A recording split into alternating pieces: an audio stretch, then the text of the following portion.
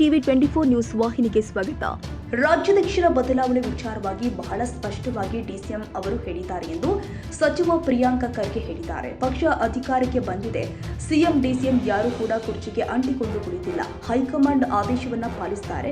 ಡಿಸಿಎಂಗೂ ಒತ್ತಡ ಇದೆ. ಬೆಂಗಳೂರು ಉಸ್ತುವಾರಿ ಇದ್ದಾರೆ. ನಾನೇ ಒತ್ತಡದಲ್ಲಿ ಇದ್ದೀನಿ ಅಂದಿದ್ದಾರೆ. ಹೈಕಮಾಂಡ್ ಹೇಳಿದಂತೆ ನಡೆದುಕೊಳ್ತಾರೆ.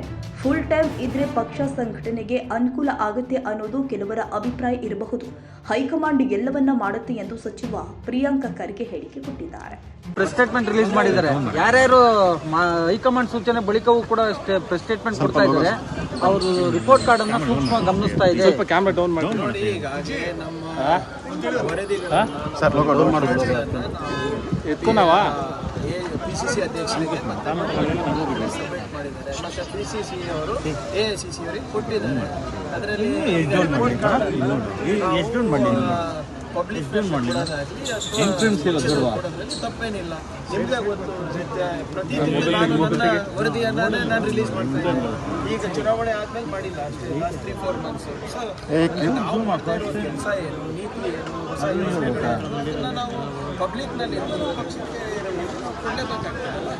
ಅದಾದ್ರೆ ತಪ್ಪೇನಿದೆ. ರಾಜ್ಯಾಧ್ಯಕ್ಷ ಬದಲಾವಣೆಯ ಒಂದು ವಿಚಾರ ಸಾಕಷ್ಟು ಚರ್ಚೆ ಆಗ್ತಾ ಇದೆ. ಅಂದ್ರೆ ಪಕ್ಷ ಸಂಘಟನೆ ಸ್ಪಷ್ಟವಾಗಿ ಉಪಮುಖ್ಯಮಂತ್ರಿಗಳು ಮುಂಚೆನೇ ಹೇಳಿದ್ದಾರೆ, ಏನು ನೀವು ನಮಗೆ ಕೊಟ್ಟಂಥ ಜವಾಬ್ದಾರಿಯನ್ನು ನಿರ್ವಹಿಸಿದರೆ ಪಕ್ಷಕ್ಕೆ ಅಧಿಕಾರದಲ್ಲಿ ನಾವು ಸಿದ್ದರಾಮಯ್ಯ ತಂದಿದ್ದೇವೆ. ಹಲವಾರು ನಾಯಕರು ನಮ್ಗೆ ಅದಕ್ಕೆ ಸಹಕಾರ ನೀಡಿದ್ದಾರೆ. ನೀವೇನು ಆದೇಶ ಕೊಡ್ತೀರ ನಾವು ಮಾಡ್ತೀವಿ. ಅವಾಗಿನ ಸಂದರ್ಭದಲ್ಲಿ ಈಗ ನೀವು ಇನ್ನೂ ಮುಂದೂಡಿಕೆ, ಈಗ MP ಎಲೆಕ್ಷನ್ ಇದೆ. MP ಎಲೆಕ್ಷನ್ ಆದ್ಮೇಲೆ ನೋಡೋಣ. ಅದಾದಮೇಲೆ ಬೈ ಎಲೆಕ್ಷನ್ ಕೂಡ ಬಂತು. ಸೊ ಆದ್ದರಿಂದ ಅದನ್ನು ಯಾರು ನಮ್ಮ DCM ಸಾಹೇಬರು ಯಾವುದೋ ಕುರ್ಚಿಗೆ ಅಂದ್ಕೊಂಡಿಲ್ಲ, ಅಥವಾ ಮುಖ್ಯಮಂತ್ರಿಗಳು ಯಾವುದೇ ಕುರ್ಚಿಗೆ ಅಂದ್ಕೊಂಡಿಲ್ಲ. ಭಾಳ ಸ್ಪಷ್ಟವಾಗಿ ಇಬ್ಬರೂ ಕೂಡ ಹೈಕಮಾಂಡ್ ಏನಿದೆ, ಏನು ತೀರ್ಮಾನ ತಗೊಂಡಿದೆ ಅದಕ್ಕೆ ನಾವು ತಲೆ ಬಾಗಬೇಕಾಗುತ್ತೆ ಅಂತ ಅವ್ರು ಹೇಳಿದ್ದಾರೆ. ಸೊ ಇದರಲ್ಲಿ ಗೊಂದಲ ಏನಿದೆ? ಈಗ ನಾನು ಹೌದು, ಅದು ಈಗ ಬಹಳ ಸ್ಪಷ್ಟವಾಗಿ ಅದು DCM ಅವರೇ ಹೇಳಿದಾರಲ್ಲ, ಸಾಕಷ್ಟು ಒತ್ತಡ ಇದೆ, ಬೆಂಗಳೂರಿನ ಜವಾಬ್ದಾರಿ ಇದೆ, ಇರಿಗೇಷನ್ ಖಾತೆ ನಮಗಿದೆ. ಅವರು ಹೇಳಿದ್ದಾರೆ ಹೈಕಮಾಂಡಿಗೂ. ಹೈಕಮಾಂಡ್ ಯಾವಾಗ ಏನು ಹೇಳ್ತಾರೆ ಅದಕ್ಕೆ ಸಿದ್ಧರಾಗಿದ್ದಾರೆ, ಇಬ್ಬರು ಸಿದ್ಧರಾಗಿದ್ದಾರೆ. ಸದರಿ ಗೊಂದಲ ಏನಿದೆ? ಜಾತಿ ಗಣತಿ ವಿಚಾರ ಸರ್ ಇವತ್ತು ಕ್ಯಾಬಿನೆಟಿಗೆ ಬರುತ್ತೆ ಅಂತ ಆದ್ರೆ ಬರ್ತಾ ಇಲ್ಲ. ಮತ್ತೊಮ್ಮೆ ನಾನು ಪುನರುಚ್ಚರಿಸ್ತಾ ಇದ್ದೀನಿ, ಅದು ಜಾತಿ ಗಣತಿ ವರದಿ ಅಲ್ಲ, ಅದು ಸೋಷಿಯೋ ಎಕನಾಮಿಕ್ ಸರ್ವೆ. ಜಾತಿ ಗಣತಿ ಸೆನ್ಸಸ್ಸಿಗೆ ಮತ್ತು ಸರ್ವೆಗೆ ಅಜಗಜಾಂತರ ವ್ಯತ್ಯಾಸ ಇದೆ.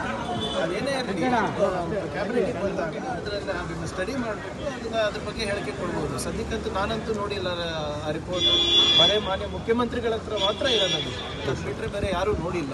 ಕ್ಯಾಬಿನೆಟಿಗೆ ಬರಲಿ, ಬಂದಾಗ ಪ್ರಸ್ತಾಪ ಅದ್ರ ಬಗ್ಗೆ ಚರ್ಚೆ ಮಾಡಿ. ಈಗ ಸತೀಶ್ ಜಾರಕಿಹೊಳಿ ಮತ್ತೆ ಕೇಂದ್ರ ಗಣ್ಯರು ಒಂದು ಡಿಮ್ಯಾಂಡ್ ಸರ್, KPCC ಅಧ್ಯಕ್ಷರು ಮುಂದುವರಿಬೇಕಾ ಬೇಡವಾ ಅಂತ ಹೈಕಮಾಂಡೇ ಸ್ಪಷ್ಟಪಡಿಸಿದೆ. ಹೈಕಮಾಂಡ್ ಗೊಂದಲ ಆಗಿರೋದು ಅಂತ ಹೇಳಿ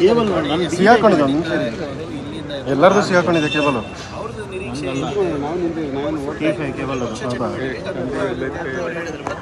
ಮತ್ತು ನಿನ್ನೆ ಕೂಡ ಅವ್ರು ಪುನರುಚ್ಚರಿಸ್ತಾ ಇದ್ದಾರೆ. DK ಅವ್ರ ಬಗ್ಗೆ ಇರ್ಬೋದು ಅಥವಾ ಬೇರೆಯವ್ರ ಬಗ್ಗೆ ಇರ್ಬೋದು, ವೈಯಕ್ತಿಕ ಅಭಿಪ್ರಾಯ ನಂದಲ್ಲ ಅಂತ ಕೂಡ ಹೇಳಿದ್ದಾರೆ. ಪಕ್ಷದ ಹಿತಾಸಕ್ತಿನಲ್ಲಿ ಏನೇನು ಮಾಡಬೇಕು ಅದನ್ನು ನಾನು ವರಿಷ್ಠರಿಗೆ ತಿಳಿಸಿದ್ದೀನಿ, ಅದನ್ನು ನಾನು ಇದು ಮಾಡ್ತಾ ಇದ್ದೀನಿ. ನಾವು ನೋಬಡಿ ಈಸ್ ಡಿಬೇಟಿಂಗ್ ದಟ್ ಅಲ್ವಾ. ಈಗ ಕಳೆದ 3-4 ವರ್ಷದಿಂದ DK ಶಿವಕುಮಾರ್ ಅವರು ಮತ್ತು ಸಿದ್ದರಾಮಯ್ಯ ಸಾಹೇಬರು ಏನು ಒಂದು ಅದ್ಭುತವಾದಂಥ ಒಂದು ಕೊಡುಗೆ ಇದೆ ನಮ್ಮ ಪಕ್ಷಕ್ಕೆ. ಯಾರು ನಮಗೆ 100 ಸೀಟು ಕೊಟ್ಟಿರಲಿಲ್ಲ, ಇವತ್ತು 140 ಜನ ಆರಿಸ್ಕೊಂಡಿದ್ದೀವಿ ಅಂದರೆ ಸುಮಾರು.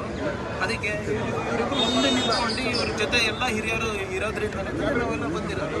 ನಮ್ಮಲ್ಲಿ BJP ಥರ ಏನಾದರೂ ಗೊಂದಲ ಇದೆ ಅಂದರೆ ನಾವೇನು ಕೇಳ್ತಾರೆ, ಯಾರು ಕೂಡ ಹೈಕಮಾಂಡ್ ಮಾತನ್ನ ತಲೆ ಏನು ಅದನ್ನ ಮೀರೋದು ಇಲ್ಲ. ACC ಅಧ್ಯಕ್ಷ ರಾಜ್ಯದವರು ಇರೋದ್ರಿಂದ ಏನಿದೆ ಹೇಳಿ ಹೈಕಮಾಂಡ್. ಕನ್ನಡಿಗರ ಮೆಚ್ಚಿನ ನಿಮ್ಮ ಟಿವಿ 24 ಕನ್ನಡ ನ್ಯೂಸ್ ವಾಹಿನಿ ಇದೀಗ ಟಿವಿಯಲ್ಲಿ ಲಭ್ಯ. ಕರ್ನಾಟಕ ಮತ್ತು ದೇಶ ವಿದೇಶದ 360 ಡಿಗ್ರಿ ಸುದ್ದಿ ಹಾಗೂ ಉತ್ತರ ಕರ್ನಾಟಕ, ಬೆಳಗಾವಿ, ಬಾಗಲಕೋಟೆ, ಧಾರವಾಡ, ಹಾವೇರಿ, ಗದಗ, ಬಿಜಾಪುರ ಜಿಲ್ಲೆಯ ಕ್ಷಣ ಕ್ಷಣದ ವಿವರವನ್ನ ಪಡೆಯುವುದಕ್ಕೆ ಟಿವಿ 24 ಕನ್ನಡ ನ್ಯೂಸ್ ವಾಹಿನಿಯನ್ನ ಲೈಕ್ ಮಾಡಿ, ವಿಡಿಯೋಗಳನ್ನ ಶೇರ್ ಮಾಡಿ, ಕಮೆಂಟ್ ಮಾಡುವ ಮೂಲಕ ನಮ್ಮ ವಾಹಿನಿಗೆ ಸಹಕಾರ ನೀಡಿ ಮತ್ತು ಚಾನೆಲ್ ಅನ್ನ ಸಬ್ಸ್ಕ್ರೈಬ್ ಮಾಡಿ. Thank you.